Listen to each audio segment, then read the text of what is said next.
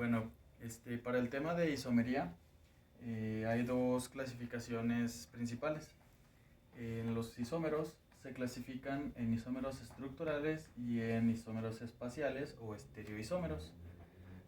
Para el tema o más bien para la clasificación de los isómeros estructurales, hay tres divisiones, se podría decir, que están los ramificados o de función, que es lo mismo, los isómeros estructurales de cadena y los de posición. Y para los isómeros espaciales están los estereoisómeros conformacionales y los estereoisómeros configuracionales. Ahorita voy a dar un ejemplo de cada uno de ellos para que se entienda mejor pues en qué consiste cada uno de ellos y cómo es que funcionan. Empezando por los isómeros estructurales, aquí tengo los ejemplos, uno de cada uno, de los ejemplos de isómeros de cadena. Para los de cadena tenemos el ejemplo del hexano. El hexano es un compuesto orgánico que tiene 6 átomos de carbono.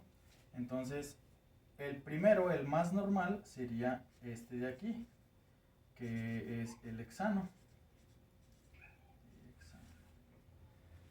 Y uno de sus isómeros estructurales viene a ser el 2-metilpropano, que viene a ser este compuesto 2-metilpropano, ya que es un compuesto con una cadena de 5 carbonos y con una ramificación de un grupo metil en el carbono 2, pero en realidad sigue teniendo igual 6 átomos de carbono y 14 de hidrógeno.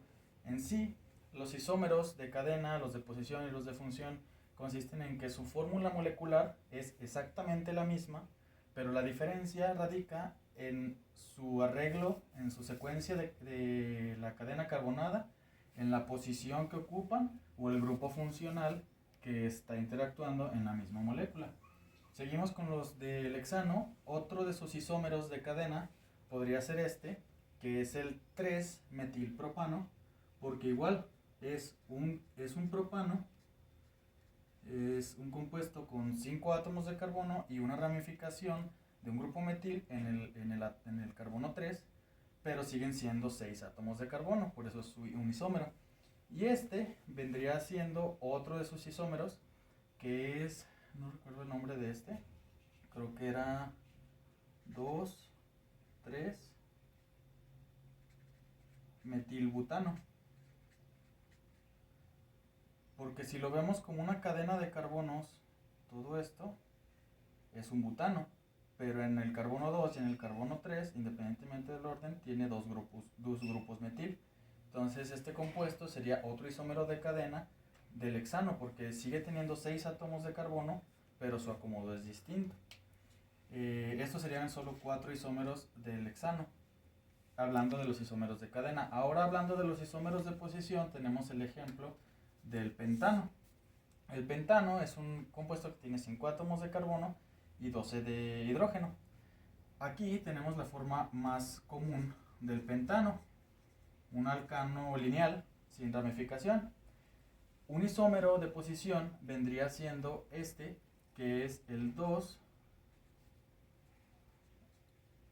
2-metilbutano. Y igual, el 3-metilbutano, porque son dos compuestos que tienen 4 átomos de carbono en su cadena principal y una ramificación de un grupo metil en el átomo 2 y en el átomo 3, pero viéndolo bien, su fórmula molecular es exactamente la misma, que es C5H12. A pesar de que su posición, su acomodo es distinto, su fórmula es la misma. Y es el neopentano, que también es un isómero de posición del pentano. Y ahora, hablando de los isómeros de función, rápidamente hablaremos del propano. El propano es un hidrocarburo que tiene 3 átomos de carbono y 8 de hidrógeno. Su fórmula general, o no general, más bien la más común, es esta de un alcano lineal que solamente tiene 1, 2 y 3 átomos de carbono. Pero un isómero de función vendría a ser el alcohol propílico, el propanol, que viene siendo por el grupo OH o el grupo hidroxilo que le da la propiedad a los alcoholes. Este sería el alcohol propílico. Y viene a ser el penteno. Perdón, propeno. No penteno, porque penteno es de 5. Propeno, el prop es con 3 carbonos.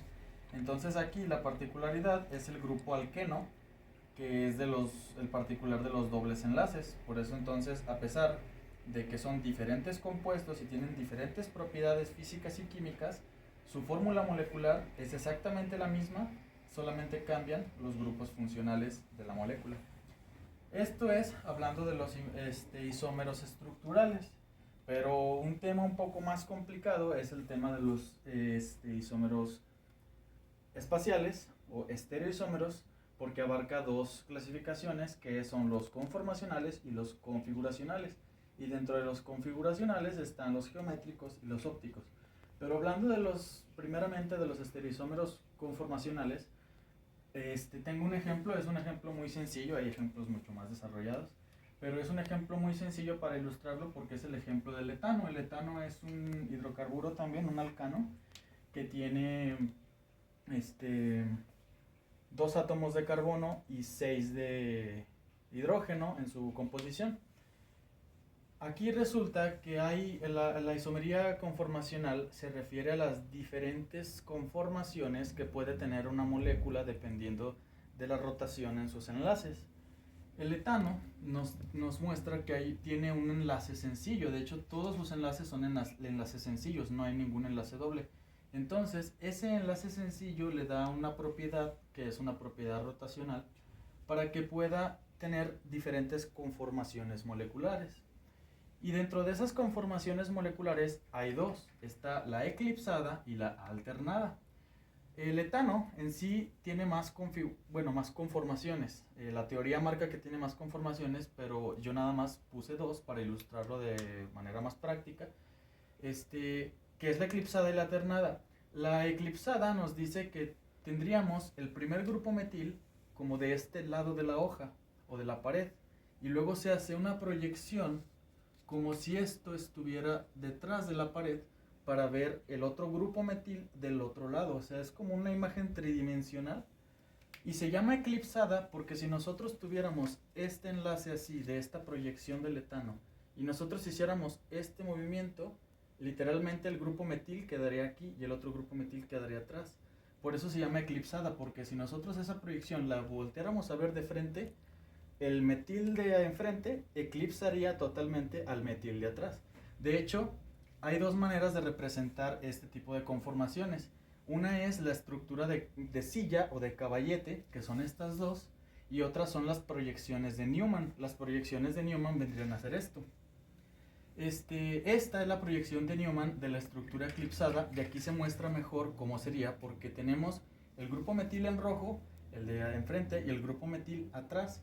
Pero estos 2 grupos, resulta que aquí su ángulo entre ellos 2 viene a ser 0 grados, por lo que les comenté ahorita, porque está completamente simétrico. De hecho, por eso están estas líneas, porque los átomos de hidrógeno están completamente alineados al de los 2 grupos metiles. Entonces, por eso, al verlo de frente, se eclipsaría. Y la proyección de Newman de la estructura alternada sería esta, y aquí se ve más claro cómo sería, ¿no? Aquí ya no habría una eclipsación, sino que simplemente habría una alternación de los grupos metil, por lo cual se podrían observar ambos si estuvieran viéndose desde una perspectiva frontal, por ejemplo.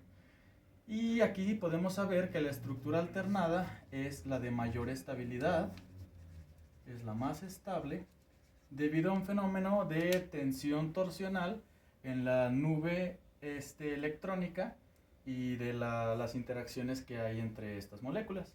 Entonces la estructura alternada vendría a ser la más estable. Y esto solo hablando de la isomería conformacional o los estereoisómeros conformacionales. Pero hablando de los estereoisómeros configuracionales, tenemos 2 clasificaciones que entran en las geométricas y las ópticas.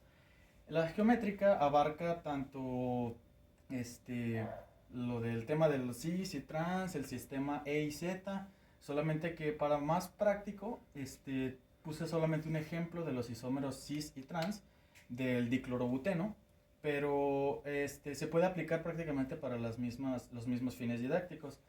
En la isomería configuracional geométrica tenemos este ejemplo donde tenemos el diclorobuteno y este compuesto puede tener dos tipos de configuraciones. Una en donde el doble enlace, o más bien en donde hay los dos átomos de mayor prioridad por su peso atómico, están del mismo lado del doble enlace. Eso les da la propiedad de ser un isómero cis, porque tienen los dos átomos de mayor prioridad del mismo lado del doble enlace. En el átomo trans o el isómero trans es todo lo contrario. Están los átomos en lados opuestos en referencia al doble enlace. Siempre va a ser en referencia al doble enlace. Si el doble enlace tiene del mismo lado los átomos de mayor prioridad, será un isómero cis. Y si el doble enlace tiene de lados opuestos los átomos de mayor prioridad, va a ser un isómero trans. Y últimamente, hablando de los isómeros configuracionales ópticos, abarca tanto enantiómeros como diasterómeros. Estas son moléculas especulares que no pueden ser superponibles entre sí mismas. De hecho, por lo mismo puse un ejemplo de diasterómeros de la ribosa. ¿Por qué? Porque los enantiómeros son más fáciles de visualizar, pero los diasterómeros a veces nos complicamos un poco, y aquí es un ejemplo súper práctico porque a pesar de que la molécula parezca ser la misma, su configuración es distinta. Entonces, si nosotros quisiéramos poner esto en un espejo, podría ser muy similar.